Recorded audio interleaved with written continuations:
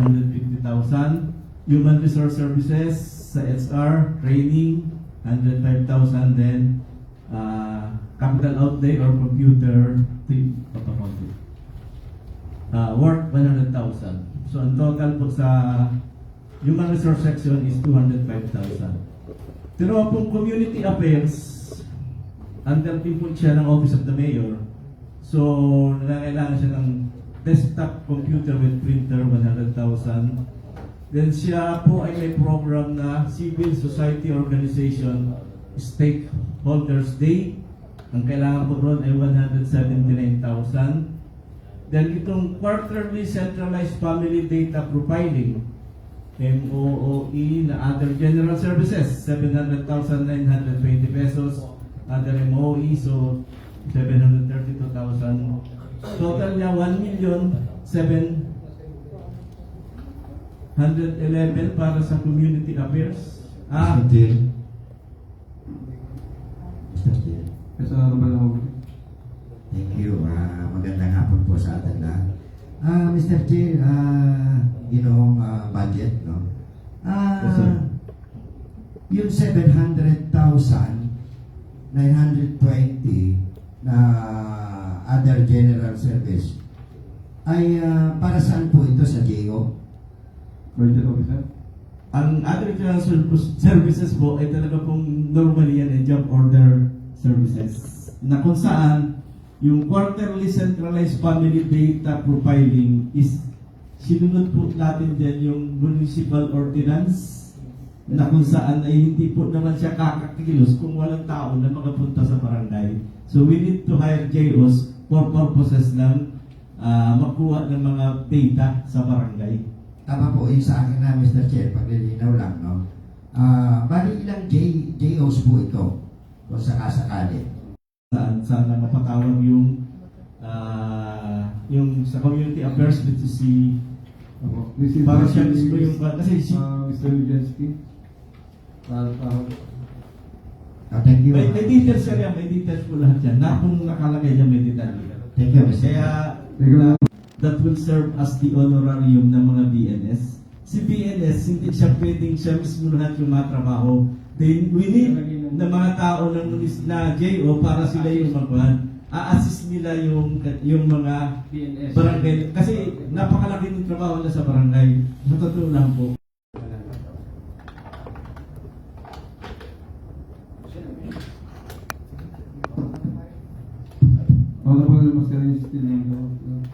Thank you po. Tanong ko lang po sa atin pong Mr. Chair, sa ating pong kao.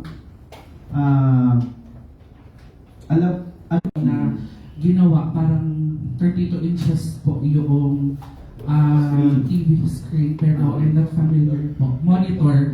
And I'm not quite familiar po doon sa specs po ng computer. kasi kailangan mo pa malaman nyo kung IP, Yes, po. i5, i7, ilang HDD, tama? Yun lang naman po ako after kasi it is a big amount of money that we should be looking into po. Yun lang po, Mr. Chair. Thank you. Maraming salamat po. Mr. Cao, please. Sabi mo kanina 10 na GO ito, di ba? Opo. Yes, proposal. Paano mo siya control? Ang time in, time out, which is consistent with the section 76 and 77 of the RA 7160. Ay yung sa time in time out po ng JO ay usual po na ginagawa po natin dito from Ang ibig mo sabihin, mapunta sila dito sa... Opo, kasi dito po ang encoding niya po. Okay. So, in that connection, are you aware of the fact that the municipal government of Boa has an AOM regarding the time in control or weak control over the time in and time out? Yes po. So, pwede bang malaman namin kung ano ang mga... Para hindi na maulit ito na meron pala tayong AOM regarding the hiring of the JO. How many JOs that we are hired in 2025? Wala po akong idea po for number Are you aware that there are 445 job orders which is subject of the AOM? No, I'm questioning the proposal of the budget. Sa barangay po na 2 PNS po. So, ibig sabihin lahat ng barangay may PNS? Wala. Yung ibang barangay wala kasi Opo, kasi nakita po ko nag-isip. yung nakaraan, yung list ng PNS, parang mga itong barangay, parang walang barangay kasi sa hirap ng trabaho. If we have 445 plus 10 of the program that you have, so how many is that? It will, are you willing to say that we will hire 455 JOs for the next supplemental?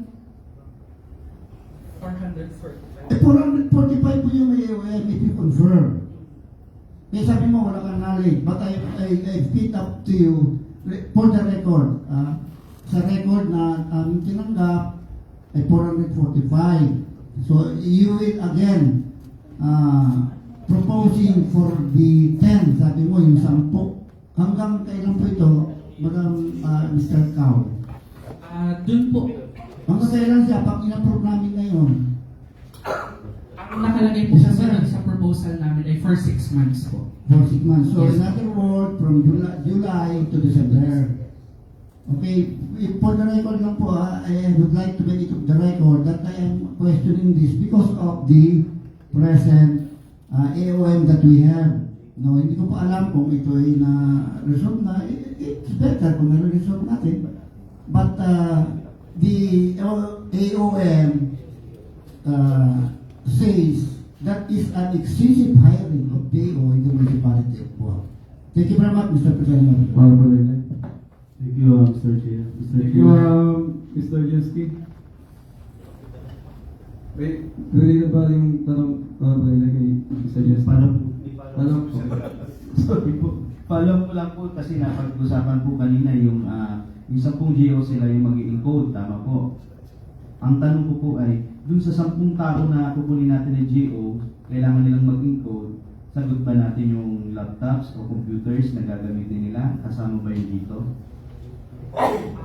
With regards to gamit naman po ay sa IT po ang si So, Sir Jim. may exist, Meron naman po doon. may available pa rin sa Yes. Okay, yun lang. Thank you.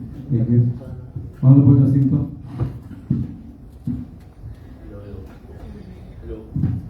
Okay na.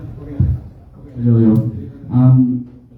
Mr. Presiding Officer, for the record po, para lang po sa what is AOM? AOM po, Audit Observations Memorandum. It doesn't define that is a final or disallowance po. Para lang po sa kaalaman po na that, if your municipality receive an AOM, the responsible office should prepare a written response with supporting documents within the period specified by COA. For the record lang po. Okay. For the record, Mr. Chair. Paano ba rin?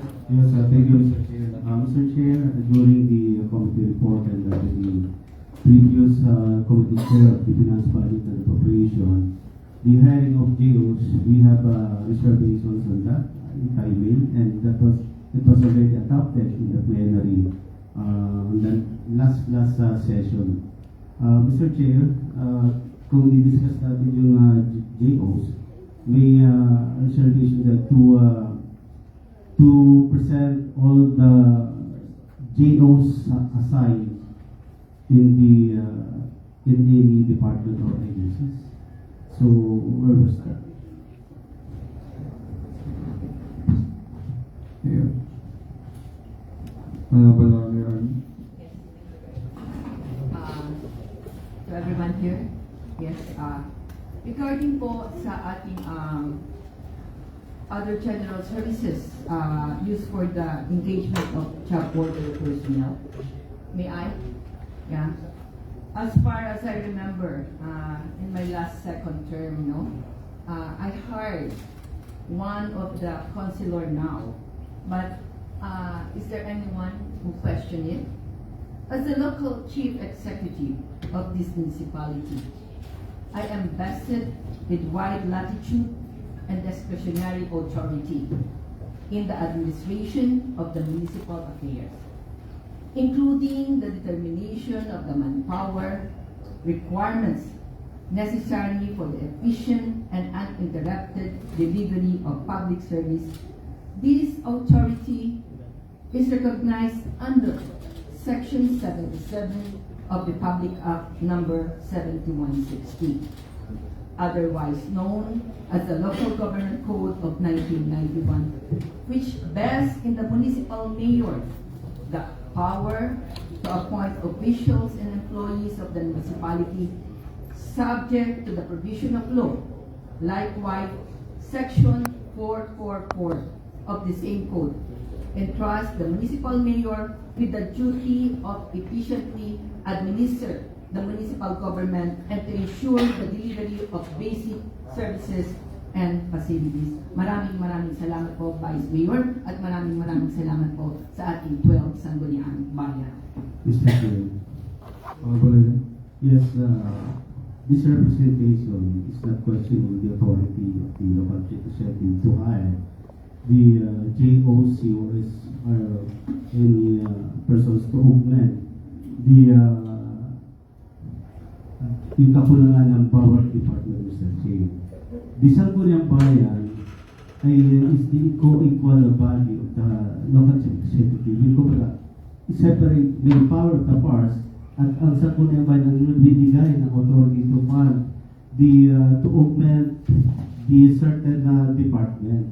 So ang tinatanong natin dito, Mr. Chair, ito naman ay natap sa plenary and during the committee meeting has already raised. And thank you, tayo naka-live for the record, at least for the transparency, and I would like to thank the executive na yan din sana i-request namin. So ano doon, hindi ho namin kino-question ang authority ng local executive. Ang Sangguniang Bayan ang nagbibigay ng authority para mapunduhan ang nasabing opisina. So, ang lalo pala, for transparency and impartiality, ay nandun po sa pulatilya, sa reservations, na i-present yung mga JOs na kung ilan at saan nakalagay yung mga ating mga job orders. So wala pong questions. Yung being the mayor has the authority, so true enough, Mr. Chair. Ang ano dun for transparency, alamin natin kung saan nakalagay yung mga JOs to augment yung mga departments na nangailangan ng mga job orders, employees, Mr. Chair.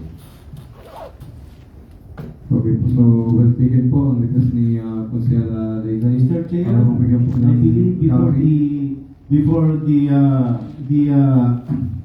to hear about the job orders, we need to present first the inventory list of the job orders, particularly on the 445 job orders that we have in the municipality. For the record, Mr. Chair. well taken. Ano pa na mag-gala? Mr. ating committee reported that the previous chairperson. Ito po ba yung last committee report regarding sa approval ng notification ng AAP? SIP. AAP po. SIP and AAP and SIP. Yes, sir. So yung resolution po yung napadala po ba may resolution? Kasi As of today, Mr. Chair, hindi pa natin, that is the part and the right of the legislative in connection with the supplemental approval. Kailangan malaman din natin because the executive is outlining the structural personnel or JOs that supposed to be yung mga ano ka, ngayon po na-increase tayo. Well, the UM, I understand, thank you very much to the Honorable Isko for reminding me what is the UM, reminding us, alam na natin yun. Pero we on the legislative, as much as possible, ay makaiwas tayo sa ganun because that, saan ba natin ginagamit yan? So let us, wala po tayong bawal sa JO, but we, the legislative, has the power to use it, to scrutinize it, that we are hiring, baka maging 500 pa ang ating JO, it's good. But let us utilize the money of the people para mas maganda. Ano po? Yun lang po. Hanggang hindi po may ipipremay. yung AOA po na yan, na-receive po natin yan ay nung early April pa. Early April, kaya nga po ang Sangguniang po ay nag-isip na po mag-tirin po ng job order dito po po sa legislative. Kasi sa amin po nag-address po ni Mayor, yung AOM po. Sa Vice Mayor po ay 673,000. Yes, Mr. Chair. Yes, Pending on the delivery of such job orders pertaining to the other general services, the deferred for consideration until such time that the human resource be presented the inventory. Ako, mag-present na po yun si ate pong HR po. Kaya po tayo nag-proceed para hindi na po sa yung mga sabang hinintay po natin yung presentation ng HR po. Isa ito na pinagpintura. Before the presentation of SR, Mr. Chair, Yes, in connection with the question of, we have also in the office of the Vice Mayor 500. Okay? So ito po, tayo po, tama po sa iyong po, nagpalabas ka po ng memorandum that we are only have a minimal hiring of 2 each. On the other side of the coin, you are now proposing for a 500,000 to increase. Is this an increase or nung nakaraan po, mas budget? Wala po, kulang po ang budget natin nung nakaraan. Para po mag-proceed po ngayon pong Magkulang pa tayo ng budget ng taon sa Office of the Vice. Kaya po nag-request po tayo ng 500,000 po sa ating Kaya po, pong nag-request tayo, well, on the other hand, nag-decrease naman tayo, which is which. Nag-request po tayo ng another budget para po sa mga staff po natin. Para po dito sa mapunuan po yung para ngayon po hanggang December po. Kaya nga po, we are taking point na nagbigay naman po tayo. Hindi po tayo nagdagdag na JO kung ilan pa rin po yung job order po natin, yung pa rin po yung job order po natin. Pero kami po ay binawasan ng JO for the record, i-maintain lang sa dalawa, but we are increasing. Increasing Bakit nagbigay po naman kayo ng 500? sa opisina po natin po ito. Kaya nga Kasi po, para sa totoo po, iba naman po ang trabaho po ng Vice Mayor sa mga councilor po.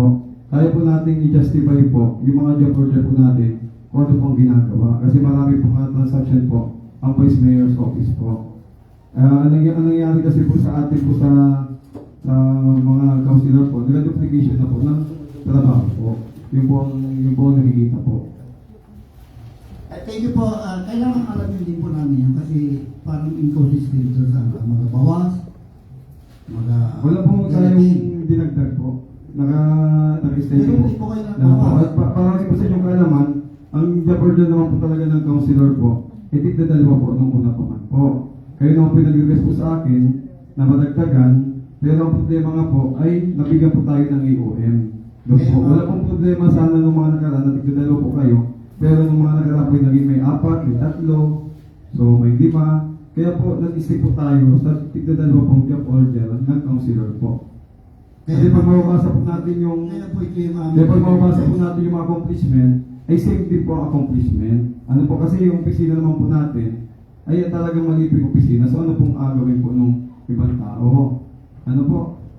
So yun po yung ating pong justification. Kasi ang hirap pong justify ng councilor po, ay tigta-3, tigka-4 na job order. Kasi kami naman po sumasagot ay, kasi sa amin po nag-address, lahat po ng AOMs. Kaya kami po naging maingat po. Kaya kung ginawa po natin, nag-focus po tayo. At madali po natin i-justify. Unlike po sa inyo po, paano po natin i-justify ng isang councilor, apat ang job orders. Nahirapan po ang inyong lingkod na mag-justify po kung bakit. Hindi naman po sa inyo naka-address po yung AOFs eh. Sa amin po naka-address. Kaya naman po yung aming request sa HR, we have the structure para mas magandang may i-deliberate in a general term. Structure of the local charity, structure of the vice mayor, and structure of the local sanggunian. But I don't know from the HR, why now? No, parami nire-request na please enlighten us through the resolution, not only a verbal instruction, by verbal request, but by the legislative measures for the legislative to have a intelligent positions in the supporting the job order of the municipality. So thank you very much, Mr. Okay, Chair. Ms. Donovan Ventura, para masagot pa ang katanungan na ilan po ang naging job order natin ngayong January to June 30. Good afternoon po to the local chief executive and the honorable members of the Sangguniang Bayan, chaired by our Vice Mayor, Honorable Mark Anthony Isino. Sa job order natin po from January to June, kasi yung ngayon po ay nag-aayos pa naman po tayo ng mga kontrata ng job orders. We have 244 job orders from January to June. 244. Kasama na po yung executive and legislative. And we have all their functions, we have all their numbers, Yung structures. Madam Donna, yung pong AOM na tanggap namin ni Mayor, ito po ay nung way back 2025. Yes po, pero mayroon na rin po tayong AOM way back 2022 pa. And nadoble po yun nitong taon 2026 noong April po. Nung para sa pag-aaral, ilan ang ating hinahal na job order noong 2025? 445 ba? Malaki po nung Pero ngayon 2026, naging yes po, 200. na-tone down po natin into half or kung hindi man po siguro po mga 35% of our job orders ay na-tone down po ng executive. Gawa nga din po ng nirevisa po natin yung mga functions at yung mga pangangailangan ng mga opisina. Sila naman po yung nagasabi ng mga pangangailangan nila sa job orders by way of yung paggawa po nila ng activity design approved by the local chief executive. So as of now po, As of now po, July, 244. hindi, ngayong July, Dito pong July, wala pa po tayong nag-aayos pa po kita ng mga kontrata. Ilan-ilan pa lamang po yun. so Ngayon po ay 244. 65 activity designs na po ang Wala pang ganun, napa-approve po sa local chief executive. Yung iba po nasa table pa rin kasi yung halos kalahati po ng supra na po ay na-approve na po. So thank you. Additional, Mr. Chair, if Ano na mangyari? ina-expect kasi namin as legislator na may presenta mo yung structural appointment. Halimbawa, ilan po nakalagay sa Office of the Mayor, ilan and what are the functions? Kasi doon sa ating huwag na sana maulit yung nakaraan na napapansin ako na excessive. Wala tayong control. So how can we control that? Eh, wala ka namang binibigay na structure. How many? 244 from January to June. Sa Sangguniang Bayan ay incidental lamang naman po yung motion na Eh, patawa. wala man ka pong kuhan sa opisina na Meron po. naka-retain? Hingin ko po yung indulgence ng ating pong Oo, isa na na-expect namin for SR. her direction po. Para maintindihan namin, baka naman sobra yung kay baka naman ganun. Let us deliberate it equally kung saan talaga by the purpose of the JO. The JO, according to the executive, is mandatory. Para alam na intindihan po namin yun. Mandatory, but let us, for the sake of the legislation measures, na tama pala yung ginawa ni SR. So, in the absence of that, again, we will reserve our reservation also. So please, nag-ano kami, kasi alam mo, kung naiintindihan mo, natanggap mo ba yung aming resolution? We will attract ko po yung resolution kasi po may minsan po nalilate po yung pagbigay sa amin ng mga resolution. Katulad po yung kay Consel. So can we confirm to the SB Secretary kung galit yan? Kung Palagay ko may record si SB Yes. na naibigay naman ng maaga. So I think that was happened ilang buwan na. O baka naman dinibigay ng assistant mo. O. sa Office of the Local Chief Executive. So, do you confirm with this committee hearing na hindi ko natanggap para naman in fairness naman po sa iyo? Baka hindi naman na ibaba ng local chief executive sa iyo. I think po the SB Secretary has the answer to. So, not responsive. Do you confirm na hindi mo natanggap?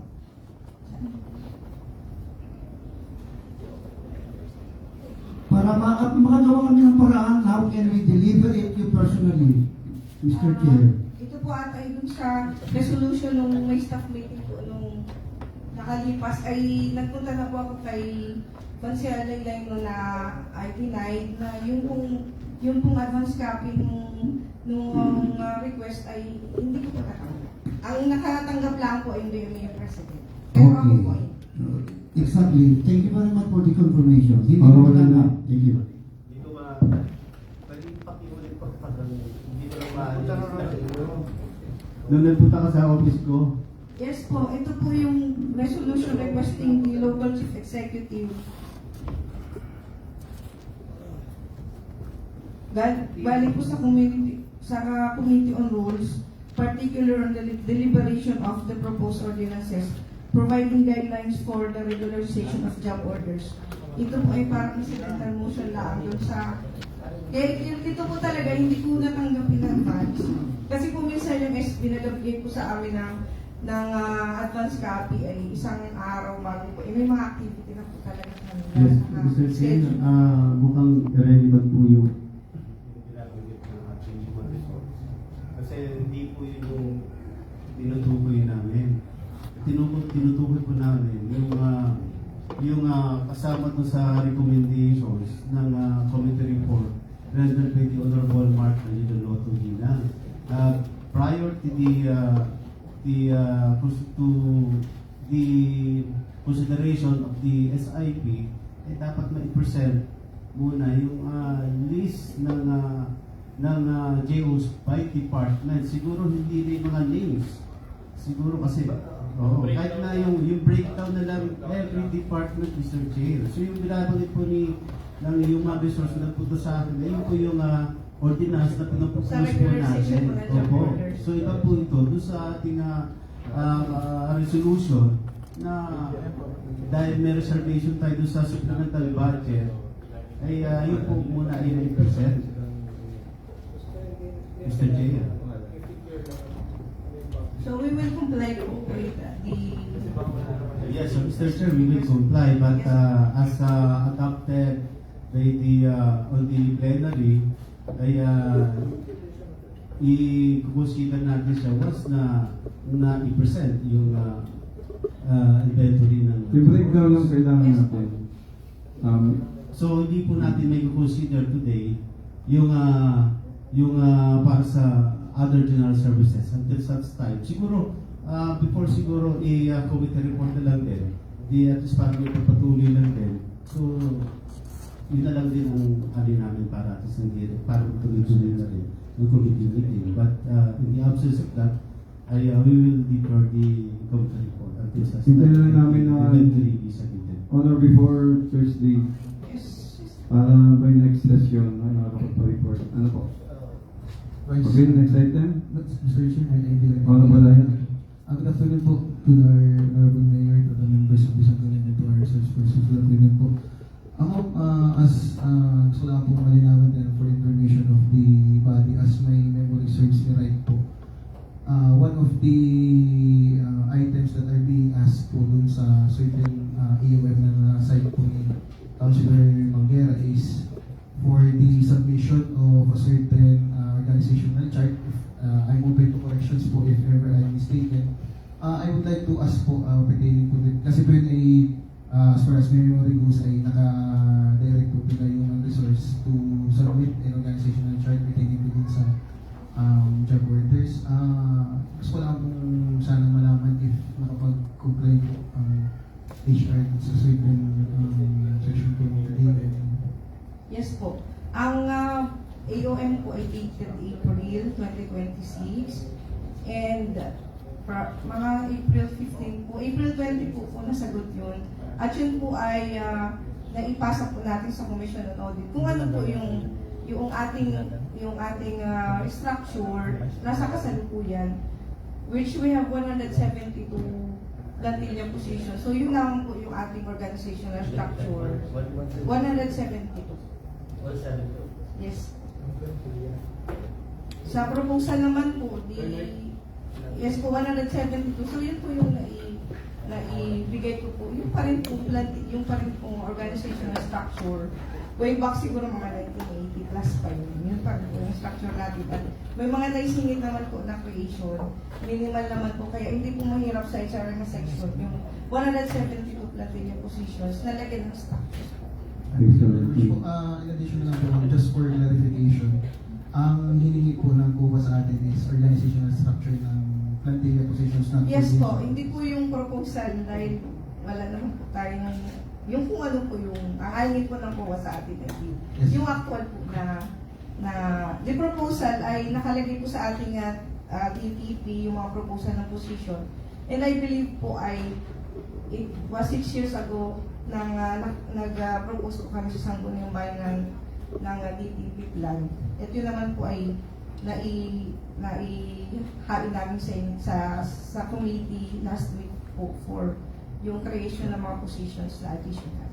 Sige po. Thank you Yun very po much. yung magiging guide siguro ng Sangguniang Bayan if mag-create po tayo ng mga additional positions for the local government unit. So, thank you very much po. We'll be virtual chairman. Thank you very much po. Okay, hindi ko send pa po kay sa ating HR. So kung wala na po, budget, proceed na po tayo. Thank you, sir.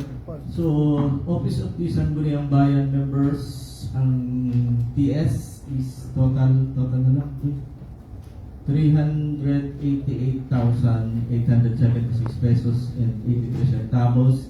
Then yung MOE, which is the other general services, 1.5 million. Total for the Office of the SB members, 1,868,876 pesos and 83 centavos.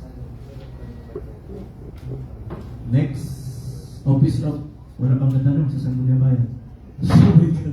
Joke lang, nakalive pala. Office of the Secretary to the Sangguniang Bayan. Kay Boss Cedric. PS, kasi masyadong seryoso eh. 70,698. Internet ni Jake. Other general services din, meron siya 400,000. So total is 540,698 pesos and 64 centavos. Any comment? Next, Office of the Treasurer. Ikaw na, sir. Dito ka lang naman eh. Nabawasan po yung JO po ng dalawa for July to December 2026 years. Okay, thank you very much, Mr. Okay, thank you, Mr. Secretary. Treasurer,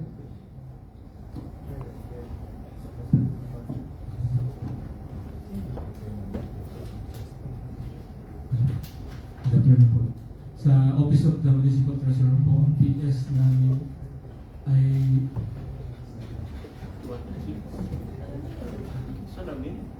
sa total ng PS namin. Sorry, Mr. Chair, sorry po, Tres. Mr. Chair, may be recognized. Councilor Mascareñas. Sorry po, pasensya na po, na ano po sila sa Office of Sangguniang Bayan kanina. May I know po kung sino ang nag-prepare po nung budget proposal nito. Definitely not this presentation. Kasi as we can see and observe and experience up to now po, Mr. Chairman, kapag pumunta po kayo sa opisina dito sa taas ng Sangguniang Bayan members,